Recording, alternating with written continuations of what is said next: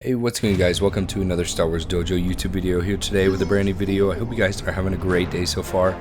Sorry I've been gone all week. I couldn't upload episode 5 breakdown. I was extremely sick. I had a really bad cold, but I'm feeling much better now. I'm ready to upload.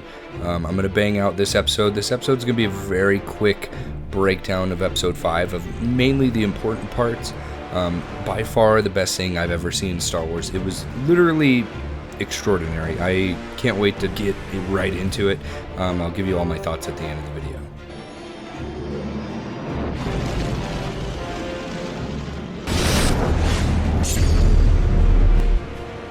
Alright, so the episode opens up to Hera looking around for where everybody went, and Huyang comes out of behind of a rock holding Sabine's helmet in a lot of sadness that they didn't stick together. Then we see Ahsoka with Anakin, where we were left off last episode, and basically they start dueling.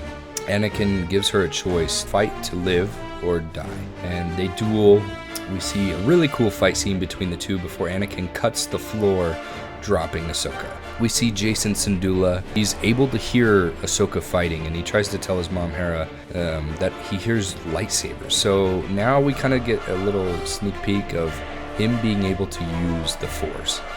So now we know he's Force sensitive, so he could potentially become a Jedi, which I think is really cool. But anyways, the scene picks right back off to Ahsoka and Anakin fighting in the Clone Wars, and this is back in Season 1 of the Clone Wars when Anakin just accepted Ahsoka as his Padawan.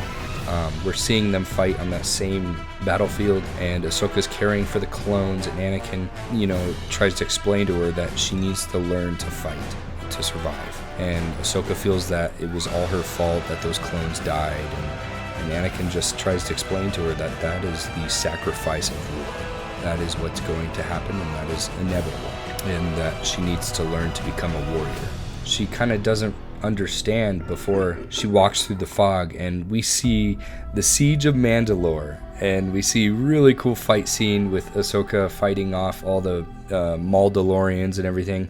We see Captain Rex, which is so cool. So my video was right. We did get to see Tamara Morrison voice Captain Rex. I hope we get to actually see Tamara Morrison's face. That was my favorite character. I was so happy to see Rex. Anakin walks behind Ahsoka and says he doesn't remember this battle.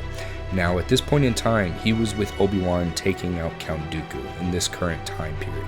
So it's really cool to see Anakin see her where she was during that point in time, and he tries to explain to her that he's proud of her. She needs to be a warrior and to keep fighting, and she keeps blaming herself for everything. Because Ahsoka goes to blame herself about what happened with Anakin. And then after that, Anakin gets angry and his eyes turn red. And he pulls out his lightsaber and he says, "Live or die." They begin fighting before Anakin kicks her back into the world between worlds. And we get a really cool dueling fight scene. It was amazing. We see glimpses of Vader. It was beautiful. Before Ahsoka holds him at a standoff. And we see Ahsoka's eyes turn golden. Sith. And I think that's exactly what Anakin was wanting. And then Ahsoka threw the lightsabers down.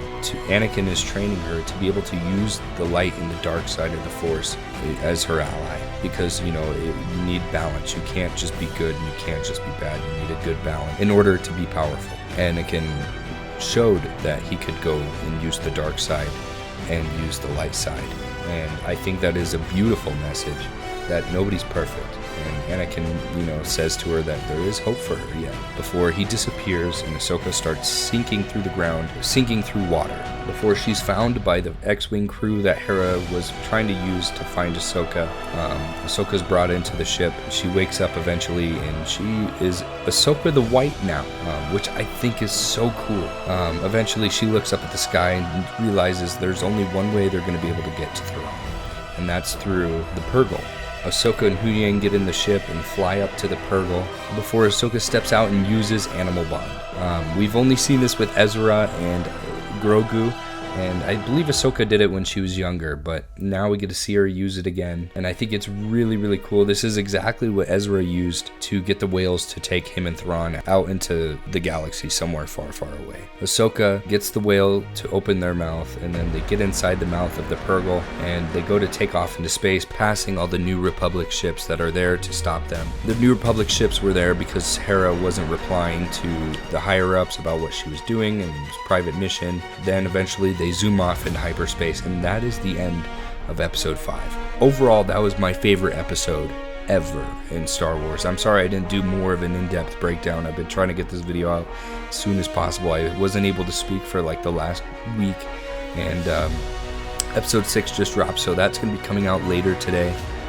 But I hope you guys enjoyed this video, and if you did, please leave a like, please subscribe, please let me know what your thoughts are in the comment section down below. And if you enjoyed the video, let me know.